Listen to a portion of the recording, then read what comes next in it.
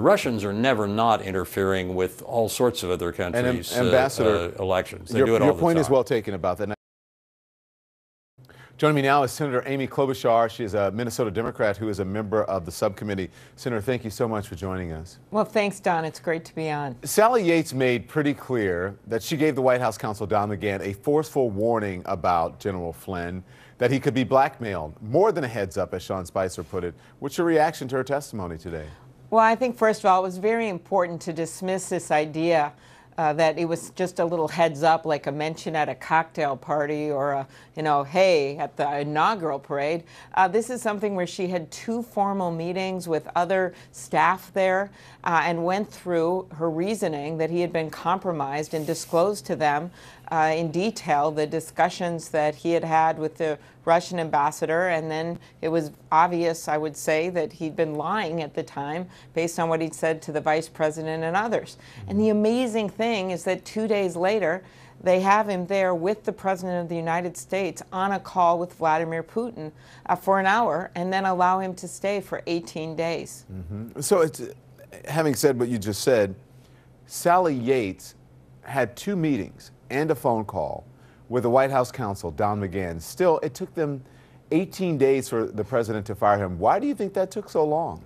I don't know. It may have been the loyalty. It may have been they dismissed this. It may have been disorganization. Whatever it was, it is not right.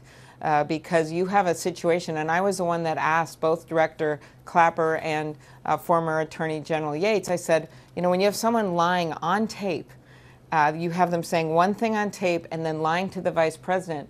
Isn't that the kind of material that could be blackmail? And they both said definitively yes.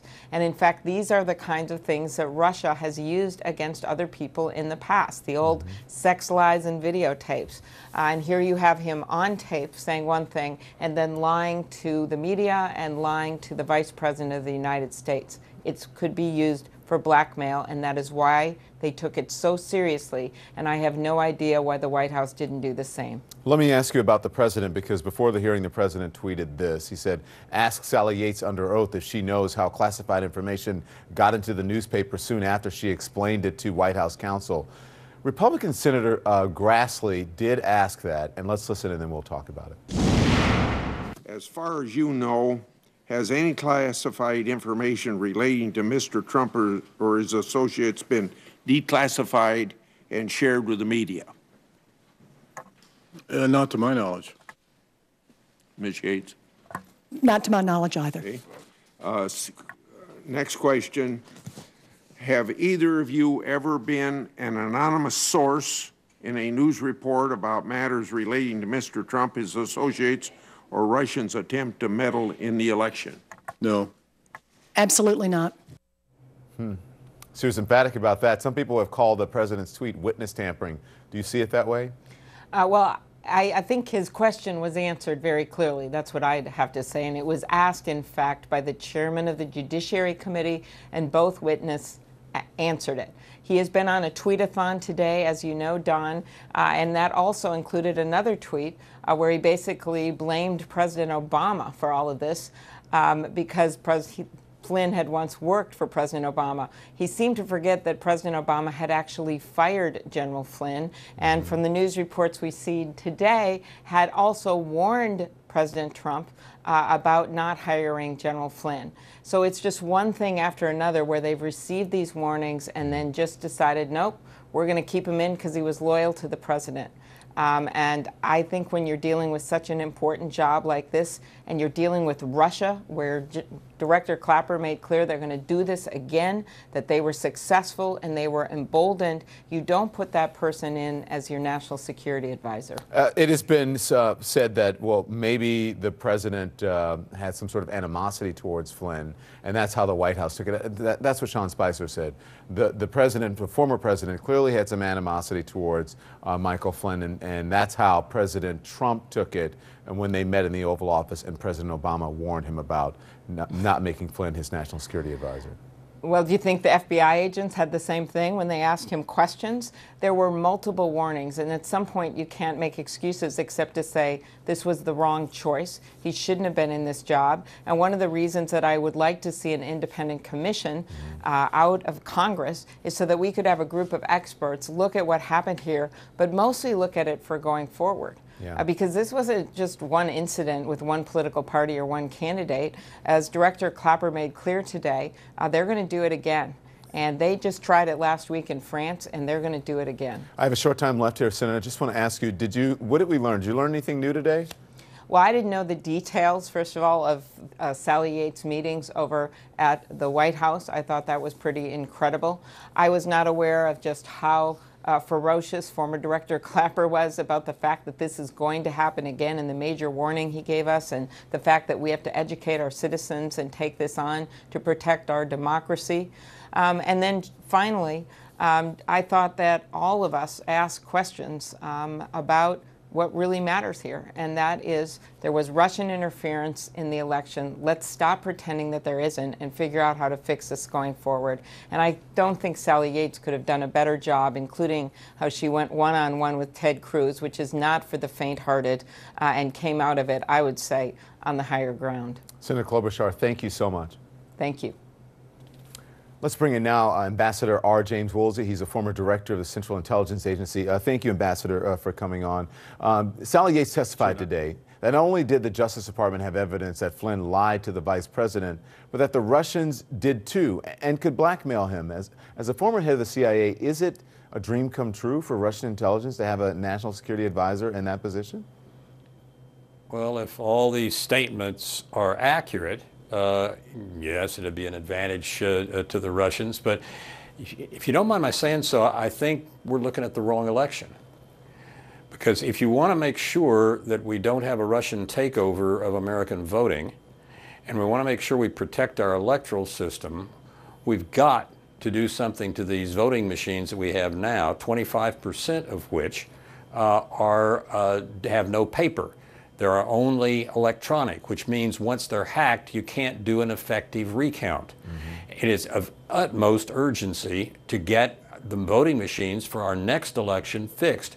We can go back anytime we want and look at what happened in this past election, form special counsel offices, do whatever you want. It doesn't matter. We might learn something, and that'd be good. But the main thing to do is to protect the system from Russian hacking and everybody else's hacking in the next election. The Russians are never not interfering with all sorts of other countries' elections. They do it all the time. Your point is well taken about that, and I think people would like to at least have a system where there, you have some checks and balances with the system, and then you can go back and do a recount. But in regards to this hearing, here we are today. This is where we are now. There was a hearing today. James Clapper spoke and Sally Yates spoke, and specifically talking about the vetting of Michael Flynn and the warning. Why didn't that at least raise a red flag in this White House about vetting him, about Sally Yates, about the current president who was Barack Obama then? Why didn't that at least raise a red flag? I don't know, but it may have been that President Trump didn't believe what President Obama said. It may have been that what President Obama said was not accurate. I don't know. Wasn't he getting classified there are all briefings sorts at of the time? possibilities.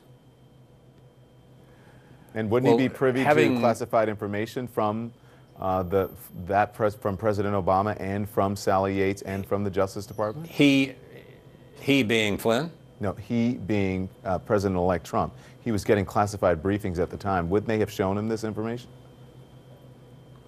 I don't know. It depends on whether it's information or not. It depends on whether it's accurate. I don't think on the outside here we have any way of knowing whether those things are true. Well, my question is, and I asked someone earlier, I think it was Jack. Yeah, it was Jack Kingston. This isn't just a president whispering in someone's ear saying, you know, I'm telling you a rumor, or this is possibly happening. It seems like they were emphatic about this is happening, you should not appoint this person. And then Sally Yates went over to the White House to tell them that you shouldn't appoint this person because there were issues with it. This wasn't just someone whispering in someone's ear and maybe you like the guy, maybe you don't. They had intelligence. Whisper or not, it depends really on what that intelligence was and whether it was pressing and right to accept what President Trump was being told. He may have thought it was not valid. I don't know. I don't know what it was. Yeah. And the question that I had as I was listening to this all day, how would it behoove Sally Yates or a president of the United States, Barack Obama, to give information because they didn't like, or to give false information about Michael Flynn? It makes absolutely no sense to me that they would even do that. How does it benefit either of them to have some sort of vendetta against Michael Flynn? He's not even that big a figure. Why would they care? I don't see that it does, but look, intelligence is full all the time of misunderstandings, misstatements, misidentifications, confusions, and messes. It is really extremely difficult, I think, under circumstances like we're facing now, to posit exactly who was telling the truth, exactly who was emphasizing what too much, and so forth. Like I say, I think we're working on the wrong election. The one to fix is the next one. Well, I mean, it's important also to go back. We can learn, as you admitted earlier, as you said, as much that we can learn from that. But a number of senators, and to get back to this hearing, a number of senators tried to undermine Yates' testimony, questioning her motivation and saying that she is a partisan person. And one person even called her a partisan hack today, a commentator here. What's your impression? I've never met her. I've never talked to her. I would say from a brief exposure to her television presentation, she seemed to me to be a truthful, straightforward individual, but I don't know. And I've been deceived before successfully. You and I might be deceived again. All right. Thank you, Ambassador. I appreciate it. When we come back, more on Yates' testimony about General Flynn, plus why she says his first travel ban is still unlawful.